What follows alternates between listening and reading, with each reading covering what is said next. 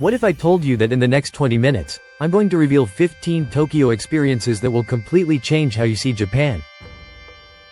And here's the crazy part: most tourists miss number 7, even though it's hiding in plain sight in the world's busiest district. But before we get there, let me tell you about the time I accidentally became part of a Japanese game show just by ordering coffee wrong. By the end of this video, you'll have my complete Tokyo blueprint, the same one that helped me create the most incredible 10 days of my life. But first, if you're planning any trip to Japan, smash that like button right now, because this video is about to save you thousands of dollars and countless hours of confusion. I'm host name, and over the past 5 years, I've spent more than 200 days exploring Tokyo.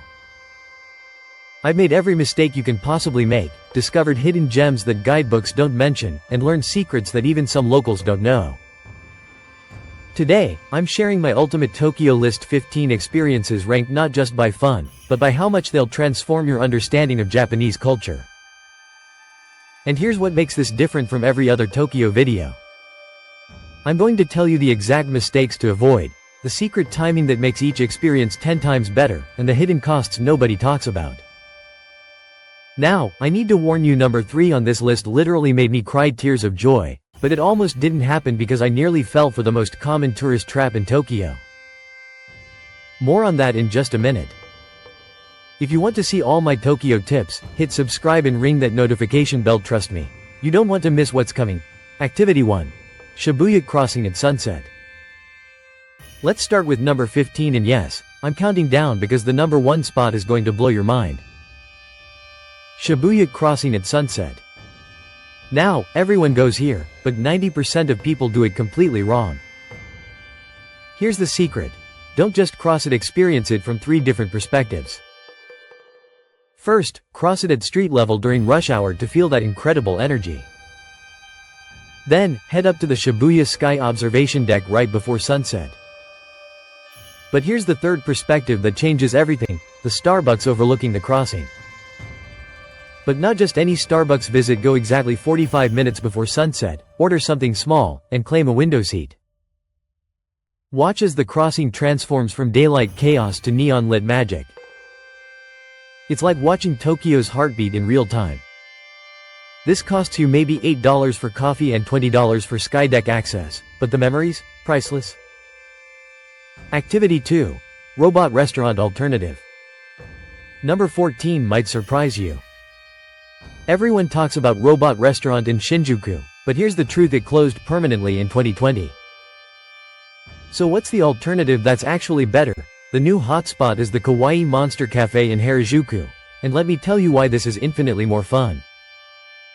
Instead of just watching robots fight, you're literally eating inside a psychedelic wonderland where the waitresses are dressed as monsters. The food glows in the dark, and every 30 minutes there's an interactive show where you become part of the performance. I went here on my 3rd trip thinking it would be too touristy, but ended up staying for 3 hours because I got so caught up in the energy. Fair warning though, this place is sensory overload in the best possible way. Drop a comment if you've ever been somewhere that completely exceeded your expectations. I read every single one. Activity 3. Tsukiji Outer Market secret. Number 13 is where I almost made the biggest mistake of my Tokyo experience. Tsukiji Outer Market for the world's best street food, but here's the trap that nearly got me. Every tourist guide tells you to go to the famous tuna auction at 5 a.m., right? Wrong. The real magic happens at the outer market between 7 and 9 a.m., but not where you think. While everyone lines up for 2 hours at Daiwa Sushi, locals are getting the exact same quality fish at tiny stalls with 0 wait time. I discovered this by accident when I got lost looking for a bathroom. Started talking to this elderly chef who spoke 0 English, but through gestures and Google Translate, he taught me how to identify the freshest sushi by looking at the rice temperature. That 20-minute conversation changed how I eat sushi forever. Pro tip: bring cash. Most places don't take cards, and the ATMs that work with foreign cards close early. Activity 4. Golden Gai experience. Number 12. Golden Gai in Shinjuku, but not the way everyone else does it. This area has over 200 tiny bars, each fitting only 4-6 people, and most tourists do it completely wrong. The mistake? Trying to bar hop like you're in college. The magic of Golden Gai is finding one bar where you connect with the mama-san, that's the woman who runs the place, and staying there for hours. These women are living encyclopedias of Tokyo culture. I met Yuki-san at a bar called Champion. She'd been running it for 30 years, spoke perfect English, and spent 4 hours teaching me about the economics of happiness in Japanese culture while making the most incredible highballs I've ever tasted. That conversation is worth more than any museum visit. But here's the thing about Golden Gai that nobody tells you: there's a secret etiquette that can make or break your experience, and I'll reveal that when we get to number 8. Activity 5. TEAMLABS Borderless Timing. Number 11. Team Lab Borderless, but with a timing hack that makes it 100 times more magical. This digital art museum is incredible, but most people's experience is ruined by crowds and poor planning. Here's the secret. Book the very last slot of the day, arrive 30 minutes early, and start with the least popular exhibits. While everyone rushes to the Crystal Forest, you're building up to it. By the time you reach the main attractions, the crowds are thinning, and you get those perfect Instagram shots without photobombing strangers. But the real magic happens in the final hour. As people leave, you get to experience these rooms almost empty, and that's when you realize this isn't just art, it's meditation in motion. I literally lost track of time for 90 minutes in the floating forest room. If you're finding value in these insider tips, show some love with a like. It helps more travelers discover these secrets. Activity 6. Harajuku Beyond the Stereotypes. Number 10. Harajuku, but we're going beyond the Instagram spots to find the real creative heart of Tokyo. Yes, Takashita Street is fun for 20 minutes, but the real Harajuku is hidden in the back streets. Turn off the main drag and explore Cat Street, Ura Harajuku, and the tiny independent boutiques where actual Japanese youth shop. I found a vintage kimono shop run by an 85-year-old woman who customizes each piece with hand-painted designs. Her work isn't in any guidebook, but wearing her kimono got me invited to a traditional tea ceremony by strangers. This is what I mean by experiences that transform your understanding. This wasn't cultural appropriation, it was cultural appreciation guided by someone who lived the traditions. Comment below. What's the most unexpected invitation you've received while traveling? Activity 7. The Hidden Observation Deck. Number 9 is the secret I mentioned at the beginning, the observation deck that's hiding in plain sight in the world's busiest district. While tourists pay $30 to go up Tokyo Skytree or Tokyo Tower, I'm getting better views for free. The Tokyo Metropolitan Government Building in Shinjuku has free observation decks on the 45th floor, open until 9:30 p.m. But here's the insider move. Most people go at sunset and deal with crowds. Go exactly 2 hours after sunset when the city lights are fully illuminated but the crowds are gone. I discovered this during my second trip when I missed the sunset timing. Turned out to be a blessing, because seeing Tokyo's 13 million lights spread out beneath you without fighting for space at the windows?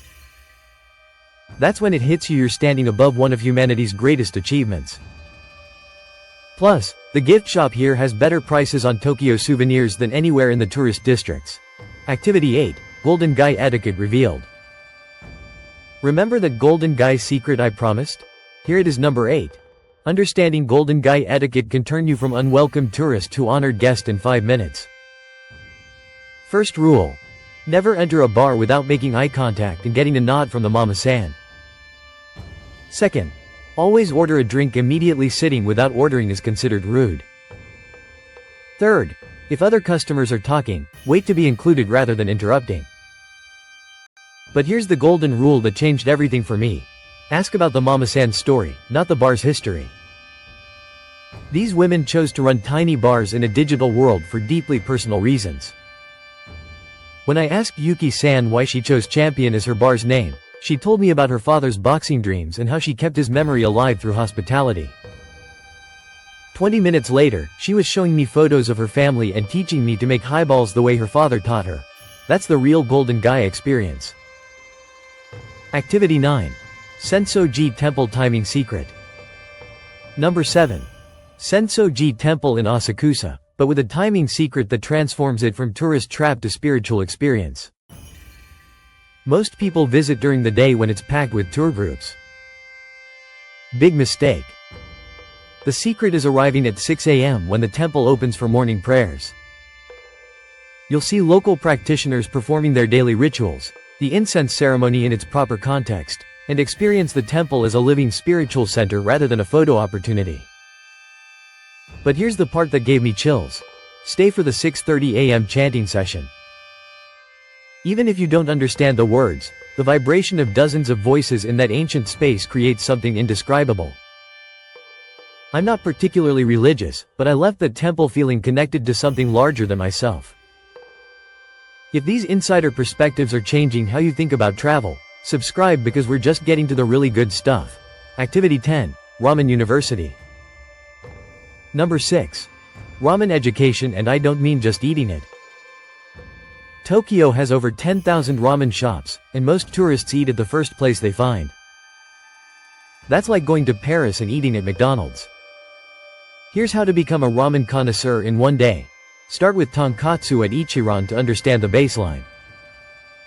Move to Shio ramen at Kagari to taste the difference salt makes. Finish with miso ramen at Menya Saimi to experience complexity. 3 different shops, 3 different philosophies. But the real education happens when you sit at the counter and watch the chefs work. I spent 2 hours at Suda, the world's first Michelin-starred ramen shop, not just eating, but learning how 17 different ingredients create one perfect bowl. The head chef explained that ramen isn't fast food in Japan, it's a craft that takes decades to master. Pro tip: never add salt or pepper without tasting first. It's considered insulting to the chef. Activity 11. Akihabara for non-gamers. Number 5 might shock you. Akihabara, even if you hate video games and anime. I know, everyone says it's only for otaku culture, but they're missing the bigger picture. Akihabara is actually a living museum of technological evolution. You can trace the entire history of consumer electronics by walking through these shops.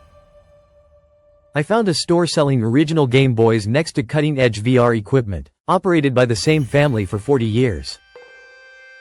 The grandfather started selling radios, the father built the computer business, and the son now specializes in AI interfaces. 3 generations of Japanese innovation in one conversation. This isn't about gaming, it's about understanding how Japan became a technological superpower. Plus, the electronics here are 30–50% cheaper than anywhere else in the world, and they'll help you navigate international shipping and customs. Activity 12. Ginza department store basements. Number 4. The basement food courts of Ginza department stores. This is where Tokyo's food obsession reaches its peak. Forget everything you think you know about food courts. These aren't fast food courts, they're culinary theaters where the best chefs in Tokyo operate satellite locations. Mitsukoshi's basement has over 80 specialty food vendors, each representing decades of expertise in their specific craft. I watched a tempura master whose family has been frying vegetables for 150 years explain why the oil temperature changes every 20 seconds. His technique was so precise, I could taste the difference in vegetables fried 10 minutes apart. This is Japanese craftsmanship applied to food. Have you ever had a food experience that completely changed your perspective? Share it in the comments. Activity 13. Shinjuku Park Hyatt Bar. Number 3, and this is where I almost cried. The New York bar at Park Hyatt Shinjuku, made famous by Lost in Translation. But this isn't about movie nostalgia, it's about understanding Japanese hospitality at its highest level. Yes, the drinks are expensive, $25 for a cocktail. But watch what happens. The bartender spends 5 minutes preparing your drink with museum-level precision. Every movement is intentional, every ingredient measured to the gram. This isn't just bartending, it's performance art. But here's what made me emotional. I mentioned it was my birthday to the server, expecting maybe a free dessert. Instead, the head bartender created a custom cocktail based on my personality, presentation style, and favorite flavors from a 10-minute conversation. 20 minutes later, I'm drinking something that will never exist again, created specifically for me. That level of personalized attention, that commitment to creating unique experiences, it represents everything beautiful about Japanese culture. Worth every penny. Activity 14. Midnight convenience store culture. Number 2. Midnight convenience store exploration. This sounds boring, but it's actually the most authentic Tokyo experience you can have. Japanese convenience stores at midnight are social hubs, cultural centers, and culinary adventures rolled into one. Here's what you do. Between 11 p.m. and 2 a.m., visit 3 different konbini 7-Eleven, Family Mart, and Lawson. Watch the late-night Tokyo ecosystem in action. Salary workers grabbing hot meals, students studying with convenience store coffee, elderly people socializing with the staff. But the real revelation is the food quality. These aren't gas station hot dogs, this is restaurant-quality cuisine designed for Tokyo's 24-hour lifestyle. I had better fried chicken at Family Mart at 1 a.m. than at most restaurants back home. This is when you realize Tokyo never sleeps, not because it's a party city, but because it's designed around the rhythm of human needs. Someone's always working, always hungry, always needing something. If you're starting to see Tokyo differently, smash that like button and let me know in the comments what surprised you most. Activity 15. Sunrise at Meiji Shrine. And finally, number 1. Sunrise at Meiji Shrine, but with an experience that most people never discover. This isn't just about avoiding crowds, though arriving at 6 a.m. when it opens definitely helps. The secret is understanding that you're not just visiting a tourist attraction, you're entering Japan's spiritual heart. Meiji Shrine honors Emperor Meiji, who opened Japan to the modern world. This is where traditional Japan and modern Japan meet every single day. If you arrive early, you might witness a traditional Shinto wedding ceremony or a business blessing ritual. I watched a startup founder receive blessings for his new company while an elderly couple celebrated their 50th wedding anniversary. Ancient rituals serving modern needs. But here's the transformative moment. Take part in the purification ritual at the entrance. Wash your hands and mouth according to the ancient protocol. It's not about religion, it's about respect and mindfulness. That simple act of intentional cleansing prepares your mind to receive whatever Tokyo wants to teach you. After all my Tokyo adventures, I realized that the city's greatest gift isn't its efficiency or technology or food, it's its ability to help you rediscover wonder in everyday moments. There you have it, 15 Tokyo experiences that will transform how you see not just Japan, but travel itself. From free observation decks to life-changing conversations in tiny bars, from sunrise spirituality to midnight convenience store sociology. If this changed how you think about Tokyo, subscribe for more insider travel guides. Hit the bell for notifications because next week, I'm revealing the 10 biggest mistakes every Tokyo first-timer makes and how to avoid every single one. Drop a comment telling me which of these 15 experiences you're most excited to try. And share this video with someone who needs to see the real Tokyo. Until next time, keep exploring with intention, and remember the best travel experiences happen when you look beyond the obvious.